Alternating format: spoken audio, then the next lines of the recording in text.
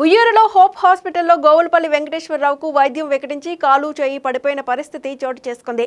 వారం రోజుల క్రితం స్కూటీపై వెళ్తూ ప్రమాదవశాత్తు స్కిడ్ అయి పడిపోగా అతన్ని ఉయ్యూరు హోప్ హాస్పిటల్లో కుటుంబ సభ్యులు అడ్మిట్ చేశారు.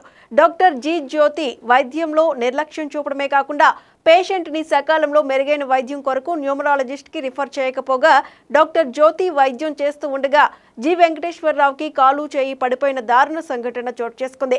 ఈ విషయం తెలిసిన కుటుంబ సభ్యులు డాక్టర్ ను సంప్రదించగా నిర్లక్ష్య ధోరణిలో బాధితులపై మాట్లాడుతూ మీకు చేతనైంది చేసుకోండి పోయి అంటూ యాజమాన్యం దురుసుగా ప్రవర్తించింది. మాకు న్యాయం చేయాలంటూ కుటుంబ సభ్యులు హాస్పిటల్ ముందు ఆందోళనకు దిగారు. సోమవారం సాయంత్రం 4:30కి మా ఆయనకి యాక్సిడెంట్ అయిందండి. నేను ఆర్ఎంపీ డాక్టర్ గారి దగ్గరికి మౌనాలి గారి దగ్గరికి తీసుకెళ్తే ఆయన ఇక్కడికి రాశారు బాగా చూస్తారమ్మ నరాలకి వెలుకలు బాగా చూస్తారు అక్కడ తీసుకెళ్ళాలని రాస్తే నేను ఇక్కడ తీసుకొచ్చినాక సిటీ స్కానింగ్ అని ఆ టెస్ట్లని ఈ టెస్ట్లని చేసినాక దాంట్లో బ్రెయిన్లో ఇక్కడ తలలో గడ్డ ఉందన్నారు. దానికి సంబంధించిన న్యూరాలజీని చూపిస్తామన్నారు. ఇవాటి వరకు వాళ్ళు వచ్చి చూడలేదు. ఆయనకేమో కాలు చెయ్య పడిపోయింది. మేము వాళ్ళకి వచ్చి 5 రోజులు అవుతుంది. మా దగ్గర ఉన్నాయన్నీ నేను నా సాయి శక్తిలో తీసుకొచ్చి నేను చూపించుకున్నాను.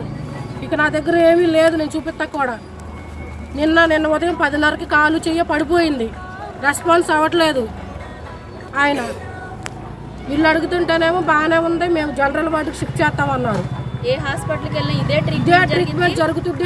సంబంధించిన న్యూరాలజీ డాక్టర్ ఇంతవరకు రాలేదు. అసలు మేము వచ్చి 5 రోజులు అవుతుంది.